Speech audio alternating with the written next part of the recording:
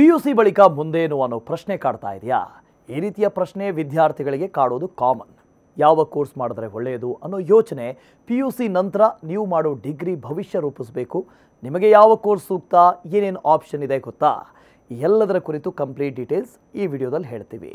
Second PUC ಮುಗಿದ ಬಳಿಕ ಮುಂದೇನು ಅನ್ನೋ ಪ್ರಶ್ನೆ ವಿದ್ಯಾರ್ಥಿಗಳನ್ನು ಕಾಡೋದು ಕಾಮನ್. ಅದರಲ್ಲೂ PUC ನಂತರ ನಾವು ಮಾಡೋ ಡಿಗ್ರಿ ಭವಿಷ್ಯ ರೂಪಿಸುತ್ತಾ ಅನ್ನೋ ಯೋಚನೆ ಇರಬೇಕು. ಇದಕ್ಕಾಗಿ ತಮಗೆ ಸೂಕ್ತ ಎನಿಸಿದಂಥ ಮತ್ತು ಆಸಕ್ತಿ ಇರೋ ಕೋರ್ಸ್ಗಳನ್ನೇ ವಿದ್ಯಾರ್ಥಿಗಳು ಆಯ್ಕೆ ಮಾಡಿಕೊಳ್ಬೇಕು. ಕೆಲವರು ಬೇಗ ಪದವಿ ಮುಗಿಸಿ ಬೇಗ ಕೆಲಸಕ್ಕೆ ಸೇರ್ತಾರೆ. ಇನ್ನು ಹಲವರು ಓದಿನಲ್ಲಿ ಆಸಕ್ತಿ ಇದ್ದು ಡಿಗ್ರಿ, ಮಾಸ್ಟರ್ ಡಿಗ್ರಿ, PhD ಹೀಗೆ ತಮ್ಮ ಹೈಯರ್ ಎಜುಕೇಷನ್ ಮುಂದುವರಿಸ್ತಾರೆ. ಯಾವುದೇ ಕ್ಲಾರಿಟಿ ಇಲ್ಲದ ವಿದ್ಯಾರ್ಥಿಗಳು ಏನೂ ಮಾಡದೆ ಗೊಂದಲಕ್ಕೆ ಒಳಗಾಗ್ತಾರೆ. PUC ಸೈನ್ಸ್ ಮಾಡಿದ ಮಕ್ಕಳಂತೂ ಯಾವ ಕೋರ್ಸ್ ಮಾಡಬೇಕು ಅನ್ನೋ ಯೋಚನೆಯಲ್ಲೇ ಮುಳುಗಿರ್ತಾರೆ.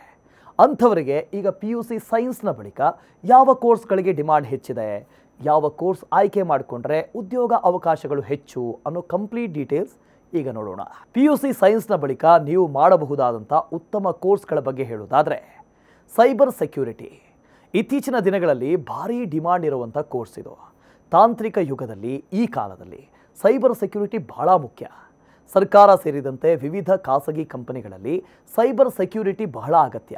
ಹಾಗಾಗಿ ಈ ಕೋರ್ಸ್ಗೆ ಬೇಡಿಕೆ ಕೂಡ ಹೆಚ್ಚುತ್ತಾ ಇದೆ. PUC ಬಳಿಕ ಈ ಕೋರ್ಸ್ ಮಾಡೋರ ಸಂಖ್ಯೆ ಹೆಚ್ಚಾಗ್ತಾ ಇದ್ದು ಭವಿಷ್ಯದಲ್ಲಿ ಇದರಲ್ಲಿ ಉತ್ತಮ ವೇತನ ನಿರೀಕ್ಷೆ ಮಾಡಬಹುದು. ಇನ್ನು ಈ ವಲಯದಲ್ಲಿ ಪರಿಣಿತಿ ಪಡೆಯೋದಕ್ಕೆ BTech ಮಾಹಿತಿ ತಂತ್ರಜ್ಞಾನ ಮತ್ತು ಇಂಜಿನಿಯರಿಂಗ್, BTech ಸೈಬರ್ ಸೆಕ್ಯೂರಿಟಿ ಮತ್ತು ಫಾರೆನ್ಸಿಕ್ಸ್, BE ಮಾಹಿತಿ ತಂತ್ರಜ್ಞಾನ, ಡಿಪ್ಲೊಮೊ ಇನ್ ಸೈಬರ್ ಸೆಕ್ಯೂರಿಟಿ ಕೋರ್ಸ್ಗಳನ್ನು ಆಯ್ಕೆ ಮಾಡಿಕೊಳ್ಳಬಹುದು. ಔಷಧ ವಿಜ್ಞಾನ ಅಂದರೆ ಫಾರ್ಮಾಸ್ಯೂಟಿಕಲ್ ಸೈನ್ಸ್. ಇತ್ತೀಚಿನ ದಿನಗಳಲ್ಲಿ ಔಷಧ ವಿಜ್ಞಾನದ ಕ್ಷೇತ್ರ ಹೆಚ್ಚು ಬೇಡಿಕೆ ಇದೆ.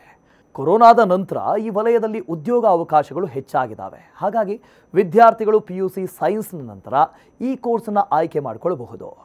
ಈ ವಲಯದಲ್ಲಿ ಆಸಕ್ತಿ ಇದ್ದರೆ bachelor in pharmacy Ayurveda, diploma in pharmacy ಕೋರ್ಸ್ಗಳನ್ನು ಮಾಡಬಹುದು. ಆರ್ಟಿಫಿಷಿಯಲ್ ಇಂಟೆಲಿಜೆನ್ಸ್ ಇದು ಕೈಗಾರಿಕಾ ವಲಯಗಳಲ್ಲಿ ಹೆಚ್ಚಿನ ಬೇಡಿಕೆ ಇರುವಂಥ ಕೋರ್ಸ್ ಆಗಿದೆ. ಆಟೋಮೊಬೈಲ್, ಹೆಲ್ತ್ ಕೇರ್, ಕೃಷಿ, ಶಿಕ್ಷಣ ಮತ್ತು ಸಾರಿಗೆ ವಲಯದಲ್ಲೂ ಬಹಳ ಡಿಮಾಂಡ್ ಇದೆ. ಹಾಗಾಗಿ ನೀವು BTech computer science, BTech robotics and automation, BTech EC engineering, BTech electric engineering ಮಾಡಬಹುದು. ಡೇಟಾ ಸೈನ್ಸ್ ಕೂಡ ಬೆಸ್ಟ್ ಕೋರ್ಸ್. ಪ್ರತಿ ಉದ್ಯಮದಲ್ಲಿ ಡೇಟಾ ವಿಶ್ಲೇಷಣೆ ಅಗತ್ಯ. ಹಾಗಾಗಿ ದತ್ತಾಂಶ ವಿಜ್ಞಾನದ ವ್ಯಾಪ್ತಿ ವಿಸ್ತಾರವಾಗ್ತಾ ಇದೆ. ಆದ್ದರಿಂದ ಈ ವಲಯದಲ್ಲಿ ಉದ್ಯೋಗ ಅವಕಾಶಗಳು ಹೆಚ್ಚಾಗೇ ಇದ್ದಾವೆ. ಇದೇ ಕಾರಣಕ್ಕೆ ಹೆಚ್ಚಿನ ವಿದ್ಯಾರ್ಥಿಗಳು ಈ ಕೋರ್ಸನ್ನು ಮಾಡ್ತಾ ಇದ್ದಾರೆ. BSc data science, BTech data analytics, BCA data science, IBM data science, professional certificate, applied data science with Python certificate ಕೋರ್ಸ್ಗಳನ್ನು ನೀವು ಮಾಡಿ ಉತ್ತಮ ಆದಾಯವನ್ನು ಗಳಿಸಬಹುದು. ನರ್ಸಿಂಗ್ ಕೂಡ PUC ಸೈನ್ಸ್ನ ನಂತರ ಬೆಸ್ಟ್ ಆಪ್ಷನ್. ಯಾವುದೇ ಶೈಕ್ಷಣಿಕ ಹಿನ್ನೆಲೆಯಿಂದ ಬಂದರೂ ವಿದ್ಯಾರ್ಥಿಗಳು ನರ್ಸಿಂಗ್ಗೆ ಪ್ರವೇಶವನ್ನು ಪಡೆಯಬಹುದು.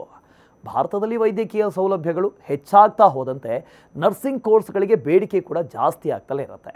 ಹಾಗಾಗಿ ನೀವು BSc nursing, ANM auxiliary nurse midwifery, GNM general nursing midwifery ಕೋರ್ಸ್ಗಳನ್ನು ಮಾಡಬಹುದು.